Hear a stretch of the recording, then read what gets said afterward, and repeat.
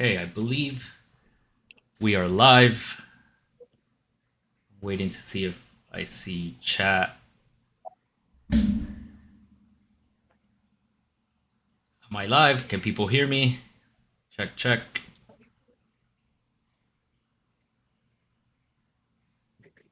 I believe we are live, and I could be wrong. Let me just double check. Stream page. Yes. Anybody in chat? Can somebody in chat respond if you can hear my voice clear before I start getting into this?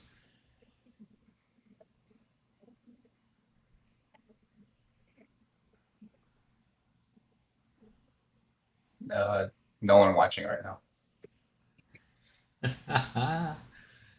Okay, I'll wait a couple seconds.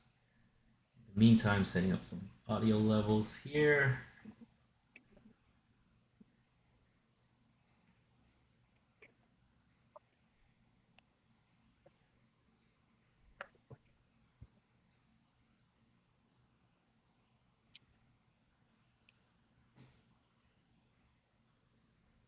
Okay, I think I'm just gonna start because this is getting recorded and I don't want to create that space. So we are back. Happy Friday. Hopefully everybody is doing good.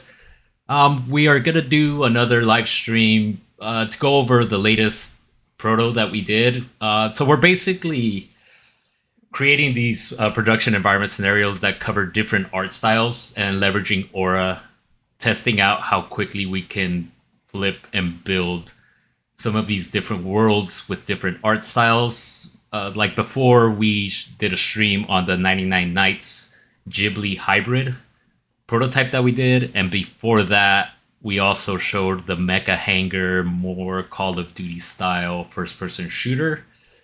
This time around, we are doing more of a realistic fantasy World of Warcraft environment. And today we have a special guest. Carlo Serla is joining us on voice. Say hello, Hey Carlo. everyone, my name is Carlo. I'm here at Ramen, serving as the head of art. In previous streams, I was the one kind of helping out with managing the chat. So hopefully this time things will be super smooth. Just kind of joining Yeah. you guys live. So we'll have two voices. Feel free to ask questions if anybody's on chat. This is going to be more about going over the project, kind of breaking down how we did it. Not really planning on building anything live, but this is a great opportunity for anybody that joined the stream to ask your questions since we have two people now to answer anything live. To start, I want to go back like I've always done our document, our scoping document, which again Carlo put together to help us really narrow down what the scope is and what the target art style is. And again, the document is super helpful. In this proto, we were targeting a World of Warcraft Stormwind gate for the Valley of Heroes. Anybody that's familiar with World of Warcraft will probably recognize this iconic location. Mhm. So yeah, here in the document we have Carlo put some images of just the original WoW site environment, and then also some renderings that others have made, just to give us an idea of what the space and what we are trying to achieve. Yeah, This I think it's also important to kind of cover why it's important, why we do the scoping document, right?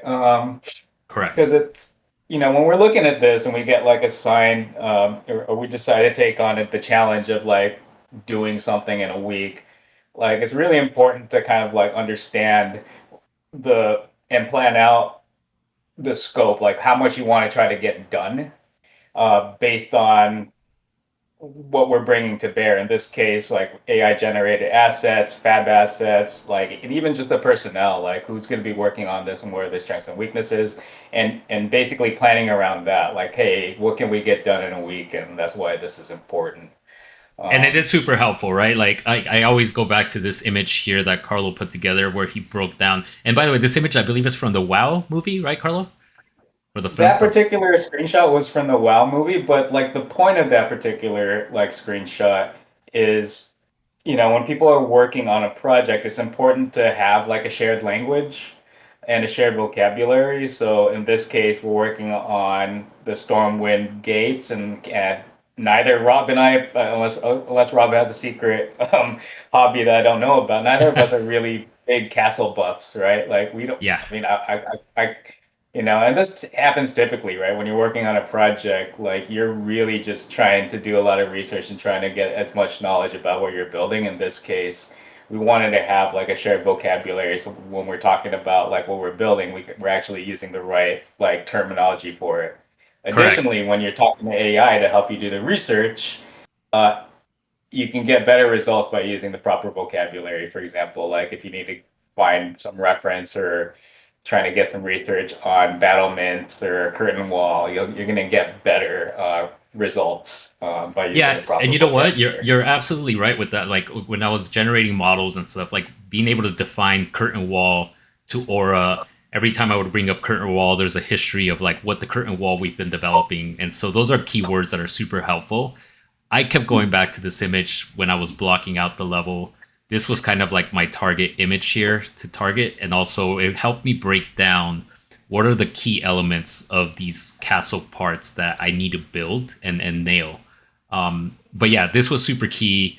As I scroll down, you'll see Carlo put together references of real life existing castles that we were gonna use as the key guiding point for what the Mhm. target visuals are.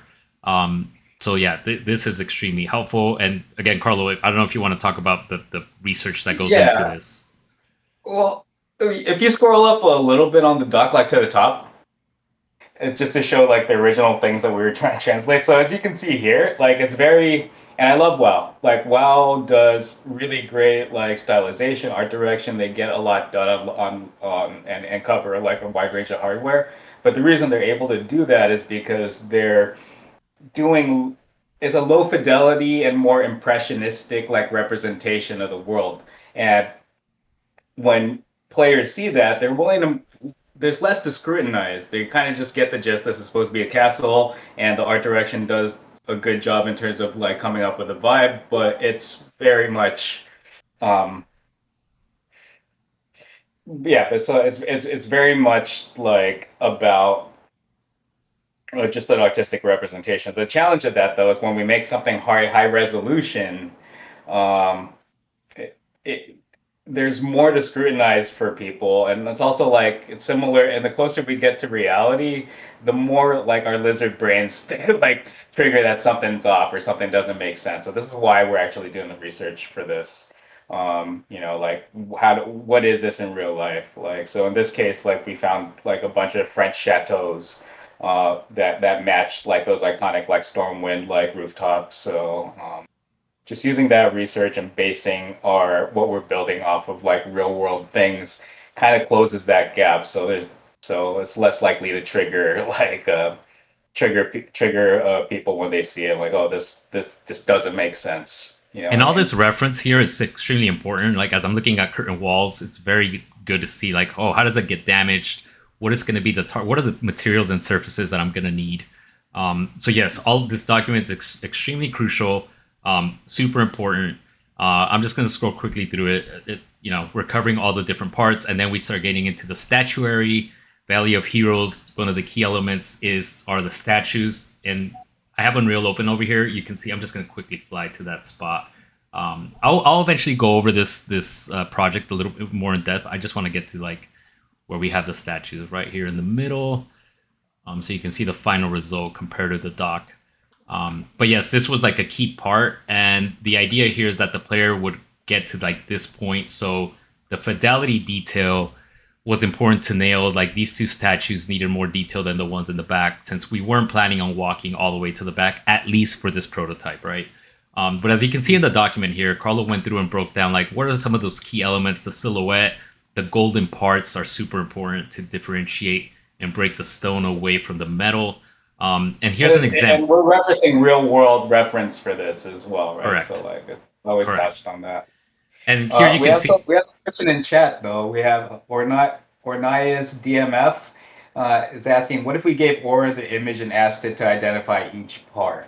So yeah, so I mean, Aura does a great job with that. You provide an image, yeah, you can just have it identify, it does a pretty good job at that, and then from there you can do further research on each individual part. I think AI in general is great at that. Like previously, you know, if we had to build something, for example, when we were building like Call of Duty, like we had to just hunt. Like I think Robert and I might have worked on an oil rig level, or I worked on an oil rig level, and we Yeah. just had to do like deep research. We didn't have AI to assist that, so it's a lot of like deep googling and internet research where AI definitely helps with that. Yeah, yeah, and I mean you can see the result. I mean this concept here. Well, here's the original WoW character statue, and then here's the concept that Carlo made once he went through the process of paint overs and making sure it looked good, and then from this he goes into actually generating the model. We'll break that down a little bit more. And here, let me just go into the process screenshots. I put together a little process document just to show progress, right, of how this developed.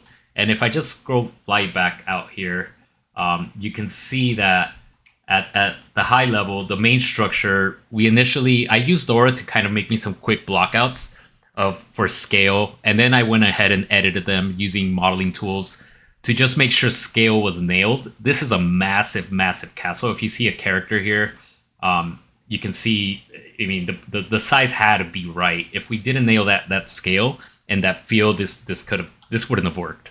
But yeah, I'm just gonna scroll through here. You can see the screenshots. This was modeled inside of UE, edited. Once I had half of it, mirrored it, and once we were happy, then that was it for that. It was time to texture. And then here we can see the process of the statues. I mean, Carlo, you went through and you made single one-shot versions of some of these, right? And then eventually had to make. This is all kind of based on like your blockout, right? Like we initially figured out like how close we were going to get to the statues, and then from there, like we did during like I guess pre-production, what you call pre-production, we just kind of do some biz dev to generate different statues and different methods of doing it, and to see what holds up. So the ones far back, if you scroll to the ones in the back, Rob, like you can see that those are lower fidelity. So if you scroll up to them, the details there, but they're not really going to hold up to a player kind of walking up to them. But that's okay because we never actually get there. For this one looks cool. This one's cool right here. Oh, cool! Thanks. Yeah. So for the two up in front, we actually had to like figure out like, okay, well, we need this to hold up. So for the dwarf one, and there's a paladin. I think he's a paladin. The paladin one, we actually had to generate those in pieces. So if you notice that the head of that character is much more high fidelity compared to the other ones. And, yeah, they're separate parts. So like if I go in here and select some of these, you can see the head. The head's its own piece. Torso, just to kind of break down the way they were generated in separate pieces, just to get the high fidelity that we needed for these. If we just exploded him and just undo this real quick, get it back. Yeah, and you'll see this all around the level, just not the statues, right? Like Rob's making decisions whether to break something up. Same thing for the castle. So yeah, we went through the process. This went through the process of blockout. While I was blocking out the environment, Carlo was working on the statues. And then once we had a set of statues that were looking okay, we quickly placed them into the scene, like you can see in the screenshot, and just played it just to make sure that the scale felt right, the fidelity felt right, and then now we had our target visual that was going to sort of drive that the remaining fidelity that needed to match these statues across the board. A lot of the work involved with this one was really just balancing the visuals, making sure materials all look good, making sure that everything just felt and came from the same art team per se. But yeah, we went through the process. Somebody in chat, Sizen. So they're asking. So you guys are just showing what's already done and not what that it's doing it. Is there something specific that you'd like us to show? Like, I mean, the reason why we kind of have this prep, and we did do some video captures as well. Like if you wanted to see the actual like process, it just takes a while for like image gen, model gen to kind of kick off. So just for the correct, it was more for the interest of time. Correct. There's some other previous videos where we actually developed some assets and some parts on the Mecha Hanger one and on the 99 Nights one, where we're actually making these parts using Aura live. For this one, we just wanted to break down the level. Before we go into it, I think we should play it. Maybe we should play the level. to give them an overview of what the final result ended up being. Because aside from just the art, right, we also, well, Carlo mostly went in and did some,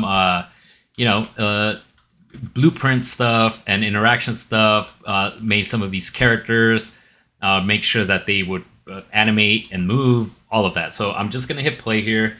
Let me make sure that the audio for this is going to work. I'll hit play and let's just play it a little bit. Yeah, if there's anything like that chat wants us to kind of dig into further, we can totally like do that as well, right? Okay, hopefully the audio's coming through. So this UI, most of this is fake, but it was Aura generated. But again, at the end of the day, you can hook this up to actually function. But yeah, we have a first-person controller. We can walk up. This character can interact with. Hopefully the audio. So we ended up creating like a targeting system for this, so you can press tab to target, untarget. There's some logic in terms of like what, like the dialogue as you target it or untarget them. Yep. There's a quest we thing also too, added, right? Like some logic for factions. So like this guy's, you're horde and you're interacting with a goblin. You're about to enter like this alliance like territory. He wants you to go ahead and assassinate some. Yeah, what did he say? What does it say? Stormwind grunts are a separate faction. Taking care of business. Kill 6 Stormwind grunts. Okay, so in this case, we'll just continue walking. Glad I could help. And again, we use PCG for the scattering landscape system with some auto materials. And then I can target this guy, right? Tab. Here we go. Yeah, you can target him, and there's an aggro distance. So from there, so once you aggro them, you can actually show that they're separate like factions. So you got 2 separate factions kind of just attacking each other, And by the way, this character also was created with Aura, in the same fashion with parts rigged. Oh wait, he's gonna kill me, isn't he? I gotta get him. Yeah, we can show like the time lapse footage of that Stormwind grunt. Oh, look at that! He broke his bones. That was a punch, bro. That was a punch. Okay, so if we continue walking here, I mean, this view here is awesome. Oh, let me cast a spell. Is that F1? I think. There we go. There we go. Oh, there you go. So, yeah, so we're casting this fireball spell. He knows kung fu. He's doing like a kung fu kickflip here. That's kind of crazy. But yeah, so you can walk up. We can continue fighting these guys. I don't know if the logic is hooked up to actually. I'm just gonna kill him because if not, they will probably kill me. Sorry, if the audio's too loud, let me know. I can lower that volume. These puddles also, Aura helped us create some decal materials and some masks to create the puddles. I'll break down what assets we made with Aura, and I can actually kind of decompose them a little bit just so you can see the parts that were used. A lot of the materials we used Quixel Mega Scans. We had to tweak a lot of those to make sure they were balanced. And then also some of these shacks and stuff were from Quixel. But yeah. Akimoto Totamatomo has I hope I did not butcher that, I apologize. But they have a question. They're asking if Aura created the UI. I mean, some of the images are screenshots, but yes, Aura put together the UI. I basically just asked Aura, like, hey, I need to mock up like a WoW UI. Go ahead, can you do this for me?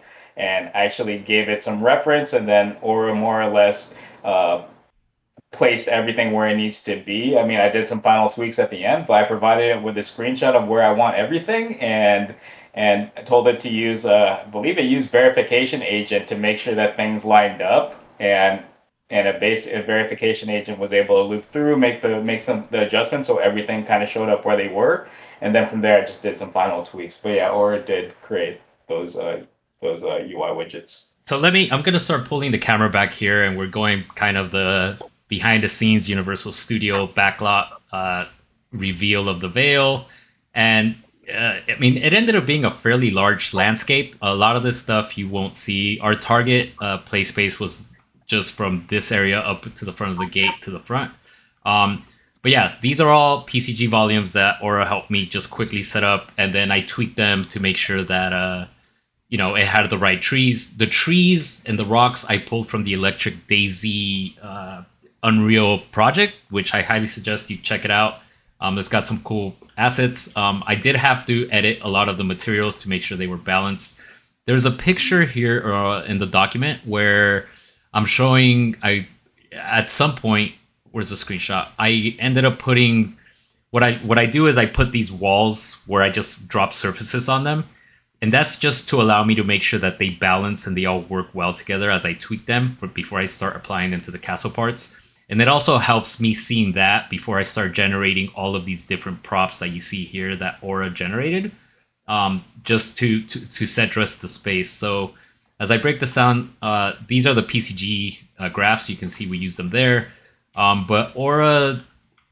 It's also a good example of how Aura can work with existing FAB assets, right? Like in terms of like taking FAB assets and having Aura incorporate them into a PCG. Or even like Aura has a FAB tool, right? Like I used Aura within Aura. I was like, hey, find me some FAB assets. I need castle parts. I need this, and it'll give you, it'll search through FAB. It'll give you some screenshots so you can quickly look at it straight inside the engine.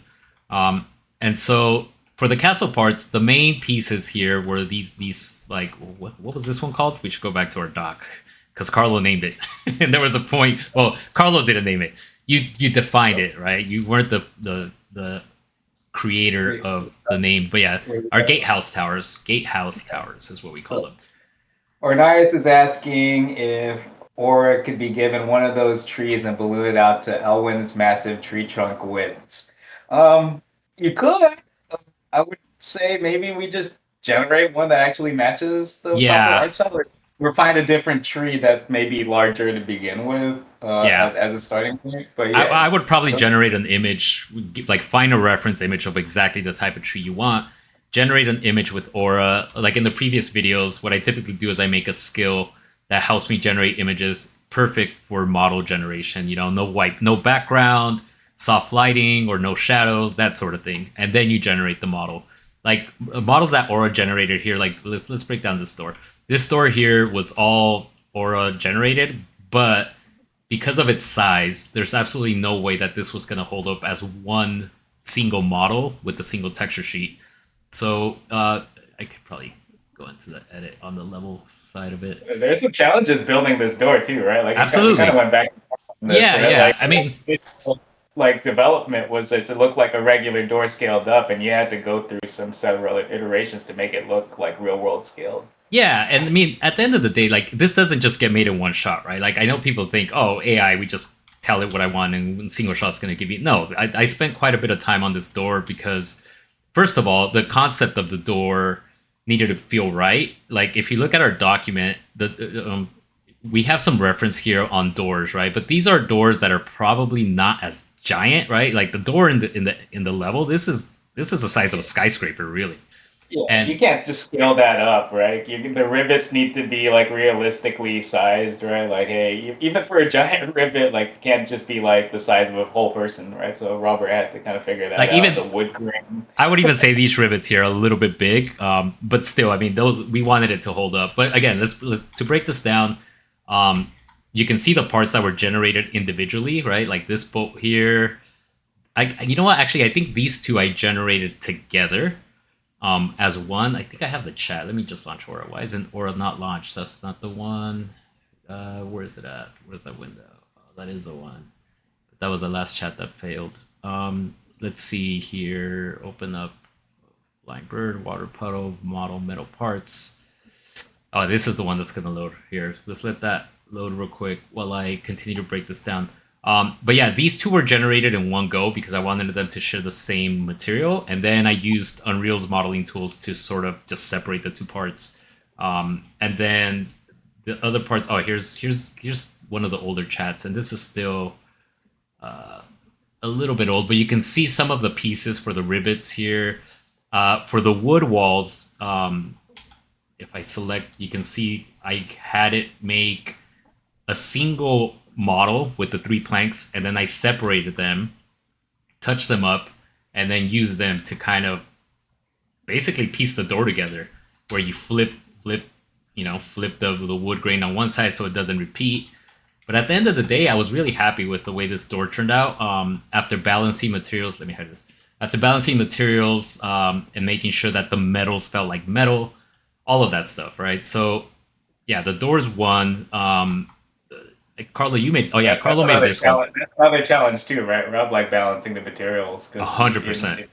the aura generated models need to kind of work alongside like mega scans and things that are kind of like actually scan from real world with like real albedo values and PBR values. So. Yeah.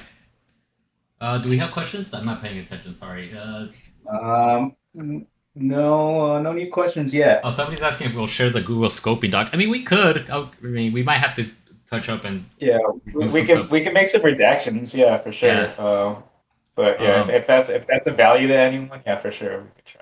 And then we also used Aura to make decals for us. You know, there was different decals. Like you can see this grime that goes under the lion head. So that way, and those are the details. We didn't get to completely finalize that, but those details are important, right? Like if there's a giant piece of metal here sitting on concrete, over time, it's gonna rust and drip down. So we put decals there.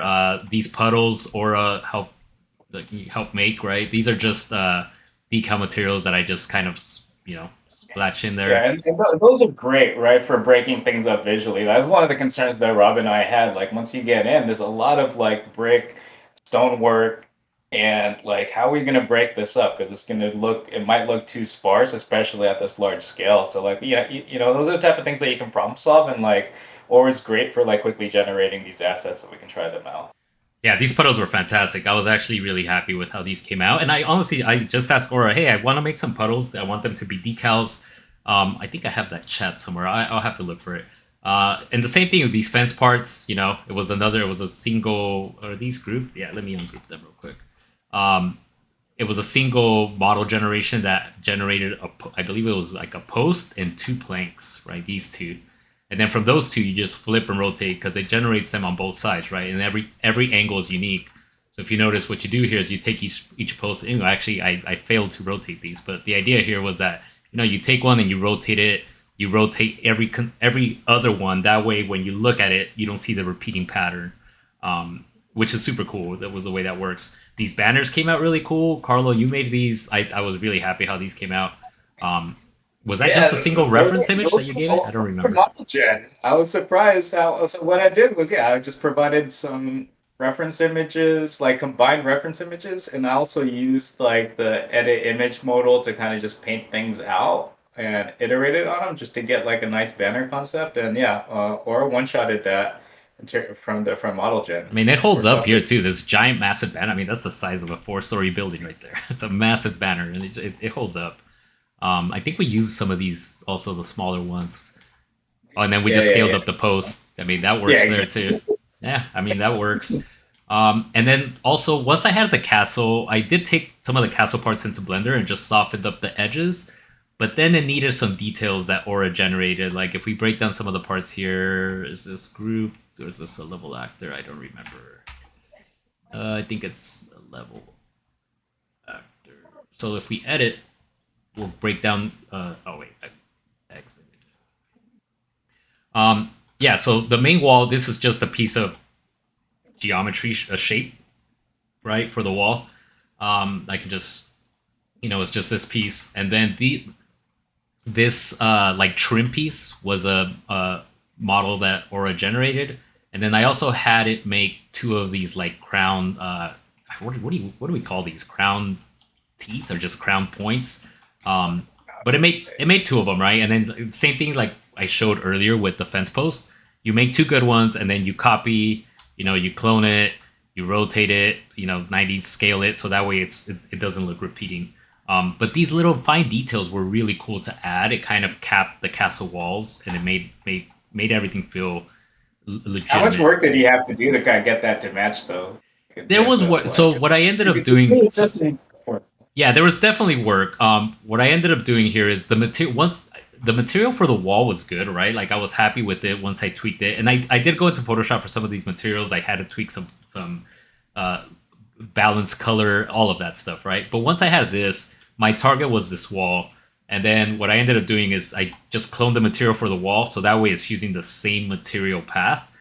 And I just adjusted specularity and roughness to make sure that they they look good, and it holds up, especially considering the fact that you're probably going to see it from down here looking up. It was great, right? And then once you have that, Funny enough, I took screenshots of those viewports, like of your brick walls, and actually provided it to Aura to help you generate dude, absolutely, the doors, doors yes, on the side, right? No, yes, that's a great tip actually. Like once you have something in game and it's lit the way you want it, that's a great way. Like literally take a screenshot within the engine, provide it to Aura, and be like, "Hey, this is the look I'm going for. Make me a stone trim that would perfectly fit this." And it does a much better job at trying to match that style and that look. So Akimoto has a question. Let's see. You mentioned using skill files. What kind of skills have you or the team created or used? I kind of go over this a little bit in the other videos that we did, but I would say the one that I really like a lot, especially for image generation, that's going to be used for model generation. I have a skill that I make and Aura can make this for you, by the way. You just tell Aura, hey, make me a skill that will render an image with no background, a plain white background, no shadows on the object, and isolated in an isometric view. And it'll make you that skill. And now what you do is you run the skill, you a backslash, type in the skill name, and then just type in the descriptor of what you're trying to generate, and it makes you the perfect image. I think I can probably just so nice to do that manually, but I'll need you to share that skill with me. So that's also what's good about where you can actually just share. Oh, you were doing things manually. You were painting. Oh, so Carlo was doing it the hard way, where you prompt every single prompt you ask for. Like, here's an example, right? Like, look at all these renderings. They all look very similar. It's because they're being passed through the same skill.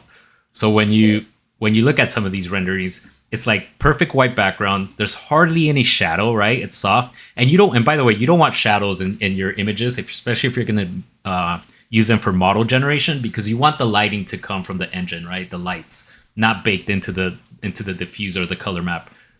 Again, that's preference, right? Like if you are going for something that has baked in shadows, then by all means, you can totally do that. It's super easy to share these skills too with the team, right? There's just a skill.md file that resides on the project, and you can just pass it on to someone. Correct. If you go to our documentation, there's instructions on all of this stuff. These roofs came out really good. This was an image, Aura generated this image, and then was like, well, let's see how it does in creating the model. And you can see the result on these rooftops here. So this is here. Let's break this down. This is. Same thing with the flag. Carlo made these little flags. We didn't get a chance to fully polish the animation on these. As you can see, they look a little bit funky. Or created that vertex displacement shader. So yeah, if you like rotate around the flag, it's actually displacing vertices. There's some control over like where like what direction it uses, and then. Oh yeah, so if you turn it this way, it does nothing really because it's going from like X, Y or whatever, right? Yeah. We didn't get to make it object space, but it was world space right now. I mean, this was one of the details that we added towards the end. It was super cool, and it helps a lot really to give some movement to the space. But yeah, the little roof spires here were really cool, right? Aura made that, and then I needed a second one, and I'm like, you know what? You just reuse the same one, scale it down. And then I needed a flat version of it for this. Same thing here. These little parts model generated. And then also our background, our periphery. This was a one-shot castle generation. And in this case, you don't really care about high fidelity texture quality because of how far you're going to see it from. You're going to see it from this angle. You get some fog and aerial perspective anyway. So exactly. It doesn't need to be high-res. And another cool thing, I don't know if you guys noticed, there are these flying birds in the background. By the way, Carlo, you tweaked those, right? Because they look positioned a little bit better than when I last left those. Yeah. I mean, it's just more for scale. You'll see them pop in, but this is just a card, a plain quad, and we ask Aura to generate. Here they come, because from a distance we need. material agent, right? You basically have Correct. prompted material agent to do that. Material agent generated that. It has variables for, I think you can tweak different things like how many birds and all of that stuff. Obviously, there's some anti-aliasing stuff here, but you can totally adjust that by making them thicker or even in your rendering settings. Yeah. And Like what's cool about like material agent, it does like HLSL like code. So yeah, you can do complex like animated like textures and materials using material agent. yeah, It's really cool. yeah. And then a lot of these stones, a lot of these rocks, these are from Megascans. I'm sure you guys have seen the Megascan library in FAB. We needed some quick rocks to kind of fill in the quarry here, and then also in the background. But the challenge here was balancing Megascan high fidelity art with generated art, and that's where the work comes into play, right? It's like making sure that the balance of the materials and surface specularity and roughness feels good, so that it looks okay. And the same for the ground, right? Like the ground needed to look good. That was also a bit of a challenge. I believe these are a Megascan decal that I found here that just kind of hovers over and decals this part of the road. Decals are awesome, by the way. Like it's something that I found to be really, really helpful. And if you use them right, they can be fairly optimized. And then maybe we can look at one of these guys, man. Like because these characters. Oh, hold on, let me unhook that. Yeah, that's the Stormwind grunt, right? And it's like similar to what we were talking about earlier about like translating something that's like more impressionistic and low fidelity to something more realistic. You have to make some tweaks and take some liberties with the original design in terms of translating it. So like obviously WoW is kind of more chunky and stylized for their character proportions, so we tried just making things a little bit more realistic and like reference like real world armor and all that stuff, and just iterating through. You can actually, I don't know if you can see it through those generated image, but yeah, like we generated a bunch of images and kind of just iterated through like different armor designs, shrinking and changing the proportions. And Carlo, I mean, correct me if I'm wrong, but I assume like you go through the process of figuring out, like, well, since you know how Aura generates things and like what works well and what doesn't, you pick out the best parts of the armor that are going to work for the model generator. Yeah, like I'll do edit image. So like when I'm prompting this in Aura, I'll basically say, hey, edit this image and then change X, Y, and Z. Don't change the pose or don't change anything else except for what I pointed out. You can also use like the painting tool and the mask painting tool to kind of make sure that you're isolating your edits in the edit image model. I don't know if you could show that, Rob. And then you took some of that stuff and painted. I mean, we can show you a time lapse where it's like some of Aura paint and then some Photoshop stuff that you did to like mask out. We have a time lapse of some of this stuff, I believe. Yeah. Yeah, it's just kind of doing multiple generations using edit image and then like taking and basically. Yeah, this is for the statue, actually. It is worth kind of showing because somebody was asking like how we did the statues.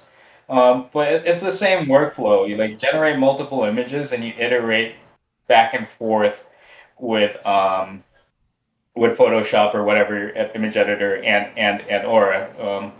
Or just AI image generation. And like really you're just kind of blocking out like the shapes. You don't really need to get super detailed. You just need to get some basic lighting information and color, and you're getting the color anyway by just sampling what's already there. And then just quickly blocking out the details. I'm literally taking the polygonal lasso tool and just like filling in with a solid color just to get a sense of the color and lighting, and then having Aura or like image gen to kind of just detail things out and match the lighting to everything else. But yeah, there's that, and then I mean, same thing. I'll show the time lapse of like some of the character workflow here. Yeah. So this is the character workflow for this. You'll see that I start iterating on it, and at a certain point, I start isolating the pieces. You can see me like painting things over. Oh yeah, this is directly in Aura here. Yeah. Yeah. This is the interface that we have where you can go in there and paint out like I think you asked it to change the skirt or just remove it, right? Yeah, I think I just I wanted to just iterate on different pieces by itself, and then And then from there, you do the isolation into separate pieces. And yeah, then you use model gen. You basically generate everything into, you know, into its own piece of geo. I mean, the reason why we do that is because like people are going to be walking up to these guys who want to maintain detail and fidelity. Oh, and then you So went from into there, I Blender. take all the pieces into Blender, clean everything up. I rig it and spit it back out to Unreal. From there, we just do a quick retarget on the animations, and we're good to go. And we end up with this dude in game that you can punch, which is fantastic. The ragdoll's a little funky. I don't know. We didn't spend much time on the ragdoll stuff. It kind of looks cool though. Yeah. But then there was a Well, passive one like of the you big took. challenges though is trying to get the PBR values right because we need to Correct. actually make this look like metal. So we actually ended up generating our own metalness maps for this. And this is cool. So was this the image you used for the head? It might be, but yeah, like using Aura and just AI image generation to iterate on different ideas, is super helpful. Because it just saves so much time rather than having to kind of just piece everything together, kit bash everything together. You have all the lighting there, you have like the material information there, and then you just you generate the image. Right, and generate the image and then use the image to generate the model. Just really quick to get those pieces together. I mean, obviously, for a final production environment, maybe you take this, give it to a character artist, and have them like do cleaned up geo. But it was very quick. Like it took me, I think, less than a day to get this. Actually, like just a couple hours. Actually, I Yeah, no, I remember remember you like had being like I was surprised starting that it and I had then it already was gotten done. it done. It Yeah, like yeah. literally took like two to 3 hours to get everything from like image gen rigging into game using Aura and AI on this one. And again, in a real production, like say AAA environment, you would take this and touch it up however you need to make sure it suits your needs, make the proper LODs, all of that. But the process of getting to this point at such a rapid rate is fantastic. It's just super helpful, right? All driven by your own art direction and style and all of that. That all still comes into play.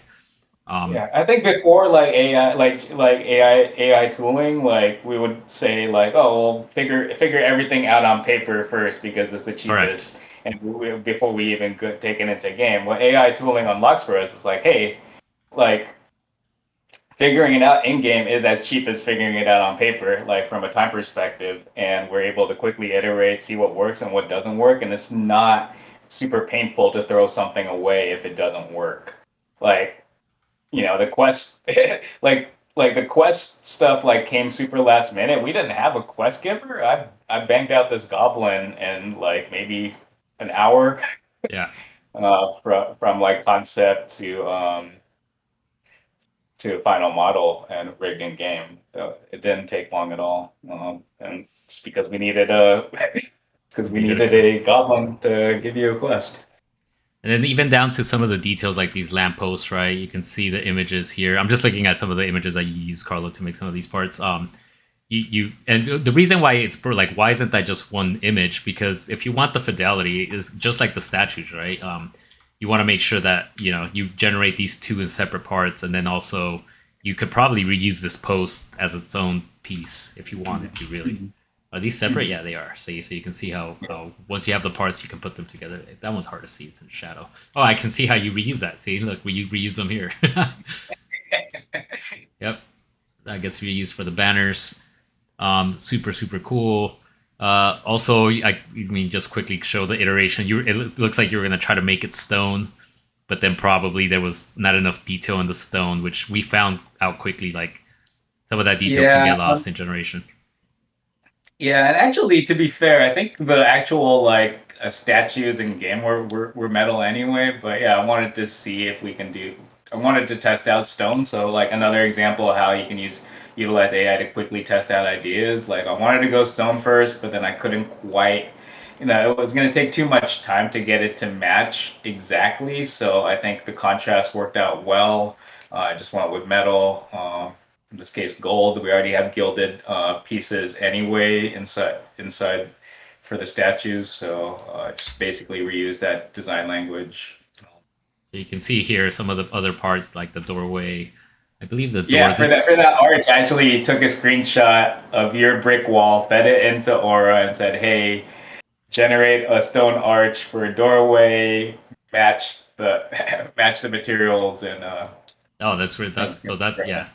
So that matches that there, and then I think it looks like you made, but you can see the process here, right? Like it looks like you went ahead and made the full door, probably tried generating it, wasn't holding up, and was like, okay, we got to break this down into parts. So, do that piece there, and then the door usually mirrors. So why waste, unique material surface where you can only make half, and then mirror that and flip it, and then composite it in the level. Not only that though, but if you were to fix the pivots here, you can actually open this door and close it just like we did with that one, which is great. The crates, same thing, same problem. I think this was just a one shot, right? This was supposed to be like a background. I don't know. Yeah, that's just a one shot. Yeah. An image generated and then, using Aura Image Gen and or Model Gen. And then this was generated with Aura, right? The image here. Yeah.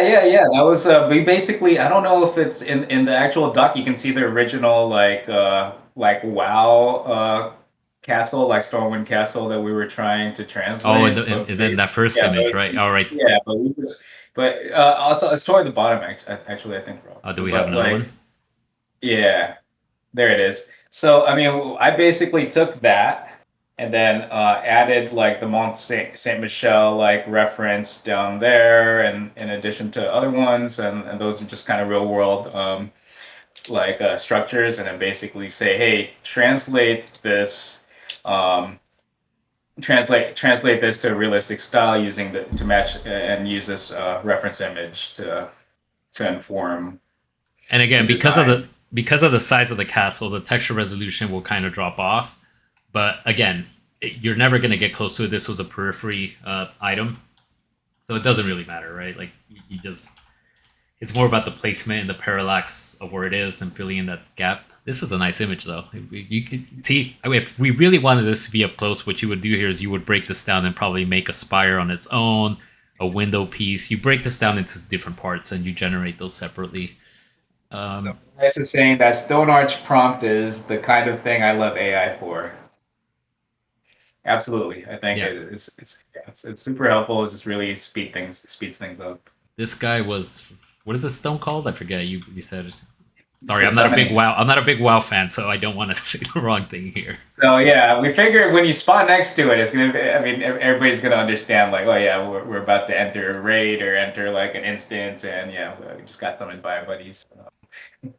Which, by the way, like what I just said about like I don't know WoW very well, the lore. That was another thing as I work as just bringing that up to Aura and be like, hey, I don't know WoW very much, and this is what I'm trying to generate.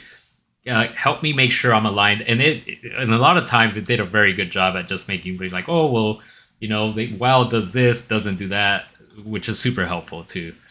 So aside from just art stuff, it's a good partner to have on the side. I just want to show some of these images. It's a good reminder to check, like if there's anything you guys really want us to kind of dig into. I know we're kind of breezing over a lot of this stuff. If there's anything you guys want us to dig into, feel free to kind of ask. These were the base platforms, I believe. Yeah, for the statues here. Did this statue go through multiple? This is just a single model. No, that's broken down. Oh yeah, the head had details. Man, that's nice looking. That one came out good. Noted or noise, yeah, it's called the technical name is Meeting Stone. Oh, somebody corrected me. See, there you go. No, corrected me. I actually didn't know it was the Meeting Stone. I was you're researching. Called it Summoning Stone. Does it help do materials and VFX? VI5T4P is asking. Yes to both.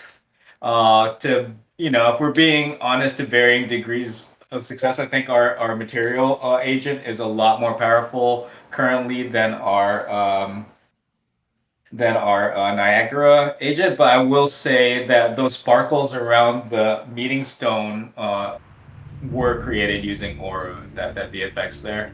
I just basically prompted it to create like a looping dust mote, like magical dust mote effect, and Aura generated that and was able to quickly place it into the scene. Also, did you make was the audio made with Aura, Carlo? No, actually, this goes back to the WoW days. Like when people were making mods, you can go to Wowhead. They have a database of all the audio from the game. Oh, crazy! So I was able to grab that. Let's see. In terms of materials, yeah, we use Aura for quite a bit of the material generation here. Like Robert mentioned already, like the decal material for the ground, for those puddles on the ground. The animated material for the birds. Yeah, to be able to generate that. I love their karate moves, man. They got karate moves. Am I damaging them? Those are actually from the UE. What is it? The third-person combat. Oh, the Unreal Project. Yes. So just retargeted to those. Ornice is curious about how Aura can use your FAB assets. Can you tell it to select a table from your library, for example? I think, Rob, you can probably talk about how you use FAB assets for... Yeah, I mean, if you wanted to use... It basically, a FAB asset is just an asset that's in your content browser at that point, right? So yeah, you can totally tell Aura, hey, look at this directory and I want you to use this table and place it somewhere in this area. It'll do that. You can also have it, analyze a FAB asset, the material, or even the blueprint, and then just break it down for you to help you understand it. Because a lot of the times the FAB assets you bring in, at least in my personal experience, it's like I usually have to tweak something about them. And before I tweak anything about them, what I usually do is ask Aura to clone anything so that we don't disrupt the original asset. So I'll be like, hey, can you please clone any dependency for this asset that I'm going to be tweaking? Please copy it into a new directory named XYZ, and it'll do that for you. There's a request for us to play it in editor again for the people that kind of came in late to the live stream. If you wanted to go ahead and do that, like actually play the game. Yeah. Oh yeah. I was just doing that. Here, let me launch it again. I just want to make sure I cloned one of these. Oh yeah, he's gone. Let me go full screen. I mean, it's a little bit laggy right now. I'm like running multiple stream stuff on my computer, so the computer's struggling a bit. But we did not get time to optimize, but Aura can help with that too. It totally can. Keep it real. Keep it real. Time is money. So like I said earlier, Aura helped with some of just hooking up some of the logic, like the UI is all done with Aura. Obviously, I took screenshots from the real game and provided with texture assets, but Aura did the layout and utilized verification agent to make sure that everything's kind of placed where they should be. Targeting logic was done with WoW, so pressing tab to target on target was done using Aura. Creating different factions, I used Aura for that. As well, the casting animation is basically reusing, I think, one of the gun animations, but Aura did hook up like a casting animation. And a lot of it was done using C++ and live coding, and that worked out really well for us. So basically just extending, I think, the third person. Can I crouch? I can't crouch. Oh, I was going to troll this dude.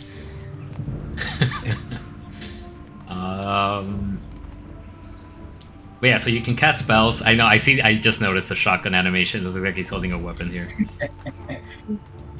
Yeah, and then it was cool. Like Aura was able, we could extend the spell system. We can easily create brand new spells because we basically worked with Aura to create like a baseline spell and then extended it. So we have a summoning spell which summons those goblins, and the casting spell, and those are all kind of using the same system as well. Yeah, so I can summon another. Oh, he's attacking that dude. Man, this guy's OP. He's going. Can I send another one? Oh, there's a cooldown, right? Warrior is asking what computer specs do you have. This is running off the laptop, believe it or not, but it does have like a 50 series graphics card on it and a decent amount of RAM. Sorry, I'm lowering the UE's audio because it's kind of loud. Cactus Tumbleweed is asking, can I use local AI models with Aura? No, currently you cannot. Uh, However, if we do have we do Hook it up have to like MCP. say what? You Yeah, can we hook do it up have to an like MCP server. yeah, you can hook it up to an MCP. So you can't use like a local AI model, but you can use an editor and hook it up to Aura MCP. It'll save you some like tokens because we're only in that setup. Like we would use your we would only charge like premium like Aura tokens for anything that's special. That's like for any specialized request that uses our tools. So yeah, at the end of the day, this was all 1 week. The challenge was go from 0 to this in 1 week. But given another week or The so, we spell could icons probably. were lifted from wow. So someone's asking if we made the spell icons. So I lifted the spell icons because I wanted to stay true to the actual product that we were trying to translate. However, Aura did implement the UI. So I provided it with the assets and Aura put everything together. Sorry, go ahead, Rob. No, I was just saying, like, given another week, we could probably take this a lot further. Better animations, a weapon. We were even considering possibly making this a night scene, changing the time of day, putting some torches. Yeah. Oh man, I left my look at that. I left it in a bad state. Let's fix it. Yeah. Down. I think we're doing a quick time check. We got about 4 or 5 minutes left. If there's anything that chat wants us to dig into, if you guys have any additional questions. Trying to see. Oh yeah, I forgot that this little bit here was from the reference, and again, I just reused the same wood parts from the door since I already had these generated, and kind of just set dress this guy. Is this its own? Maybe any ideas of what you want us to tackle next in terms of using, in terms of Aura? Oh yeah, absolutely. That'd be good to know. Like what other type of projects would you like to see that we haven't covered so far? We've done like a stylized Toon Ghibli project. Yeah. This is more of a, what would you call this, fantasy realistic hybrid? Yeah, it's more realistic fantasy. I mean, it's really important for us to like build these concrete projects, right? It informs us about like our product strengths and weaknesses. It helps us make the product better for everybody. And we do these videos. I think it does align with like, our mission to kind of empower creators, right? So. Right. Yeah, these birds were pretty cool. I mean, racing game. Ooh, don't get me going on that one. All right, maybe we'll have to do it. Maybe a Twisted Metal style racing game. No, we only have a week. Akimoto wants to know, how does Aura work with animations? Can it create animations or use FAB animations? It can use FAB animations. It does not do animation authoring. I'm caveating that. Like, I think it can create like simple timeline stuff, right? Yeah. Rob? Yeah. But if you're talking about character animations, no, it's not quite there yet. But it can utilize like animations and plug those in. I mean, the PCG graphs for this, and somebody brought up PCG, like this was, Aura can do some basic scatter stuff and give you the baseline bones for like a PCG scatter system, and then from there, it's really good at guiding you making those edits and tweaks. But maybe there's some initial support for PCG grammars though. I remember adding that in. Like yeah, that was helpful. It was actually really helpful to like give tweaks, edits. It did a better job at helping me like add the 4 different styles. I think I have like 4 styles of rocks that I'm scattering here in like 6 different trees. PCG is so huge, right? And it covers so many things. It's definitely it's deep. It's a deep system, and we're trying to expand. Yeah, slowly expanding it. What are people saying? There are new NVIDIA animations. Maybe we can get Aura integration with it. NVIDIA AI animation. I'm not sure which one that is. We'll have to see. Yeah. I think I actually might have seen a video of that. I mean, we'd have to look into seeing what would be involved in integrating those type of tools. Yeah, this was, I think this arch too. I forgot to talk about, like, this arch was one of the key elements in the concept. That was Aura generated. Again, generate half mirror. just to get more resolution. Yeah. Any other questions? We're pretty much on time, so we're gonna end the stream pretty soon. But if there's any final questions, and if we don't get to it, please feel free to respond there. Join our Discord, send the questions on Discord. And yeah, we're trying to be a little bit more active with the community and making sure that we show how we use it. If you haven't caught the previous videos, Kevin did a fantastic one on gameplay mechanics. That was last week? I don't even know. Yeah, I think that was last week. And then we did another, the Ghibli and 99 Nights game proto that we also did the previous week. But they're all on our YouTube channel. Just subscribe, check it out. And yeah, we'll try to keep doing this more often, and feel free to ping us on Discord and tell us what you guys want to see. We'll continue to develop. We'll think about that racing game. Oh, I'm getting excited just thinking about it. But yeah, that would be awesome. Also, we want to mention that Org does have a free 2-week trial with unlimited usage. Yeah, that should be linked down in the YouTube description. So that should take you directly to the link. Definitely check it out. Give it a shot. See what it helps you build. At the very least, it's going to help you learn Unreal. It'll help you answer those difficult questions that are deep. Or even if you say you open up a very dense project like Electric Dreams or one of the examples from Epic, it's very good at just being like, hey, help me understand this project. How does this work? And it does a very good job at that. Real quick, I think Ornias is saying terrain generation is relevant to me at the moment. Do we have some time to quickly just gloss over that and we could. So when I did this terrain here, I asked Aura to make me a fairly flat mountainous terrain, and it gave me a baseline. Unfortunately, I don't have. Do I have some screenshots? It gave me a flat baseline here. I don't know if I saved one word before I started sculpting it. Yeah, see, it had some of these cliffs and stuff. I ended up sculpting out the key shapes that I wanted at the end, but it set up the terrain for me, a baseline material. I ended up using another material, though.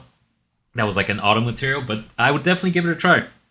Or it can definitely help you make a terrain landscape, and then just tell it to make you a material for it that has grass, and it'll go through the process of generating the materials, the textures. It creates 2 different types of materials, right? It creates one that does that's automated based on like height and slope. Then you can create one where you can have multiple layers that you can paint onto the terrain. Correct. This one here was a height version that was based on height. I had to do a lot of tweaking to get it to feel good.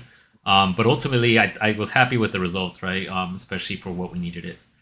Just like all our level design tools, it's really great for getting you started, and so you're not staring at a the proverbial blank page, right? Yeah. Yep. All right. Well, I think this is a good stopping point. Oh man, I hate ending this with the level looking all messed up for me messing it, but it's fine. Hey, thanks everybody for tuning in. And like I said, if there's any other follow-up questions, hit up our Discord. And yeah, we'll try to answer it. And yeah, see you guys next time. Thank you so much. See ya.